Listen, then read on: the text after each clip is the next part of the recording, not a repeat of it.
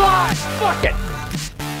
Yo, you guys, it is Christian and Corey, and we are SuperKamiGuru9000, and this is our review of Naruto Chapter 550. And I'm sorry, but I was right. Big revelations, 550. Here it comes. Alright, so our Naruto chapter begins with Naruto, who's pretty much puking up this crow right now.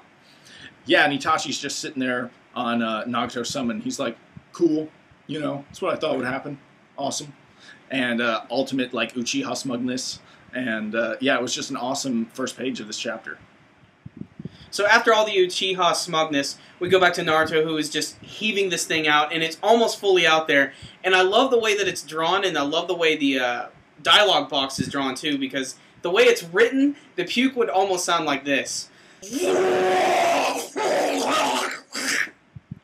That is not a natural puking sound at all, and it just sounds violent as shit. But anywho, that doesn't really matter.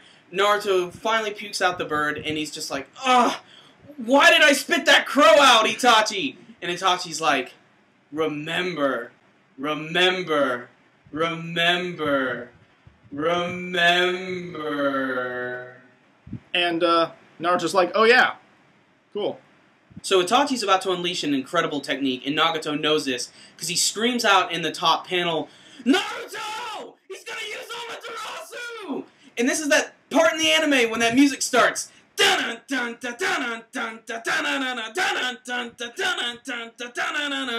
it's, oh, it's so awesome. So Itachi's finally about to unleash his Amaterasu technique, boom. And you can see that his Sharingan eye has actually formed into its most powerful state.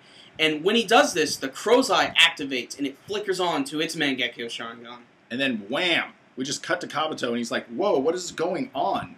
And what has happened is Itachi is now freed from the Edo Tensei control of Kabuto. So Naruto has a crow sitting on the shoulder now. I guess they're best friends now. You know, him and his Mangekyo Sharingan crow. Pretty badass pet, actually. I'd want that in World of Warcraft. Okay, so what happens is now that Itachi is done being under control, he just starts raining black death fire on everyone that used to be a bad guy. So Nagato gets it to the face, and his dogs get it to the face. I love the smell of Amaterasu in the morning. So pretty much Itachi now runs next to Naruto and is like, hey man, I'm free. He's like, I layered a genjutsu on top of the enemy jutsu, so now I cancel out the Edo Tensei zombie jutsu. I know, it's deep. It's ridiculous. Deep, but that's how he does it. I mean, there's not really an easier way to do it, I guess. No, it's okay, camera. It's okay. It's okay. We still love you. So we finally cut back to Kabuto, and he's always been known as the guy who just knows everything. And of course he knows exactly what's going on right now. He's like, it's his eye. It's Shishui Uchiha. You remember Itachi's old friend from when he was younger who mysteriously died? And there's also Danzo. Remember, he took his eye. But we find out that he actually lost his other one as well. Itachi took that eye and put it in the crow. And this, of course, is a very important eye because it's Shishui Uchiha's other signature technique. Another one which we can add to the rape attack list for the Uchiha Armory. The Koto Amatsu Kami! Pretty much what we're getting now is just a lot of reassurance that Shishui was actually the most badass genjutsu user ever in the Uchiha. And Danzo has one of his eyes, and we all saw what he could do with it. And now Naruto has one sitting on the shoulder, this big anti-Uchiha gun that can just, like, demolish any Uchiha eye user. So, you know... Blam, bitch! Blam, blam, blam! Caw, caw! So that's like, he has this cool crow there now. And they're just reassuring Naruto. Itachi is saying, I'm glad you're the one that's going to go save my brother. And Naruto's like, entrust it all to me because I can handle it.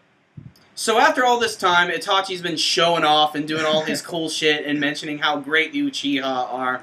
And then that's when we're finally reminded, wait a minute, the Rinnegan is much cooler than the Sharingan. And then all of a sudden you see Itachi on the ground, Shinra Tensei away all the Amaterasu fire, and it looks so freaking awesome. It's a total DBZ moment. He then starts to be floating in midair when you realize that he summoned his giant chameleon, which is there, which continues to decimate the friggin' landscape DBZ like, style. Boom, and just like erases the forest. I mean, it is just nuts, but that's just the beginning of it.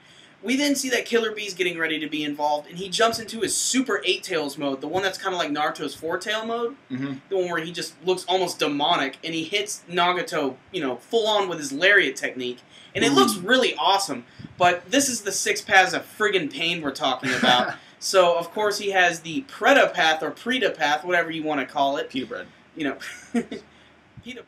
And then after Nagato steals all the chakra from B, he uses Senran Tensei and pushes him away or just throws him. It's hard to tell. And his hair color starts to come back. We're not sure if it's red or not because it is a manga, so we only get black or white. Chances are it's his real hair color. And I don't remember Pain ever needing to steal chakra to power up, but, you know, who knows? Maybe he can use all this for one big mega move or something. You know, I think he... So, lastly in this chapter, we get Pain trying to rip Naruto's soul out with the human path. And if you remember, this was the path of Pain that had the long, like, hair, and it was a dude that kind of looked like a 80s rock star, or like someone from Metalocalypse, you know? That was kind of what he looked like. But that's what he's doing. He's about to pull Naruto's soul out, or maybe his Kyuubi chakra, he's trying to take that away from him. And it ends with Nagato becomes complete. And so obviously Nagato was using this energy to do something big for the next chapter. And that is the end of Naruto chapter 550. Alright, so this Naruto chapter was heavy. It was a beast to review because, well, it was 550. Big revelations. And I mean, you don't get revelations through pictures, you get them through dialogue. And we got a lot of dialogue. It felt like we were reviewing One Piece. I mean, really, it was a good chapter in its own right for a number of different reasons.